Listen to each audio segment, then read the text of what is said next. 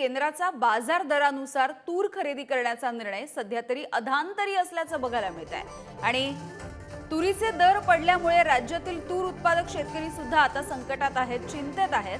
बाजारामध्ये आफ्रिकेमधली डाळ दाखल झालेली आहे, तर म्यानमारमधली डाळ सुद्धा बाजारामध्ये येण्याच्या मार्गावर आहे। केंद्र सरकारच्या वतीने नाबार्डच्या मार्फत तूर खरेदी करण्याची घोषणा करण्यात आली आहे आणि याची अंमलबजावणी म्हणून तूर खरेदी तातडीने सुरू झाली, पण शेतकऱ्याला 2 पैसे जास्तीचे मिळतील, बाजारपेठेमध्ये कदाचित भावही वाढतील, मात्र याची अंमलबजावणी झालेली सध्या तरी दिसत नाहीये। हा सगळा जो निर्णय घेतलेला आहे सरकारनं तो सध्या तरी अधांतरी असलेला दिसतोय।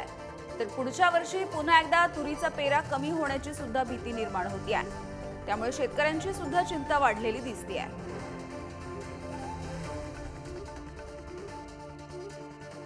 तर बाजाराच्या दरानुसार तूर खरेदी करण्याचा निर्णय जो केंद्राचा आहे तो सध्या तरी अधांतरी दिसतोय। तर बाकीच्या देशांमधून जी तूर भारतामध्ये येते, जिची आयात होते, ती आता दाखल होताना बघायला मिळते आहे। आफ्रिकेमधून येणारी डाळ ही भारतामध्ये दाखल झालेली आहे, तर म्यानमारमधून सुद्धा डाळ आयात केली जाते आणि ही डाळ सुद्धा भारतामध्ये येण्याच्या मार्गावर आहे।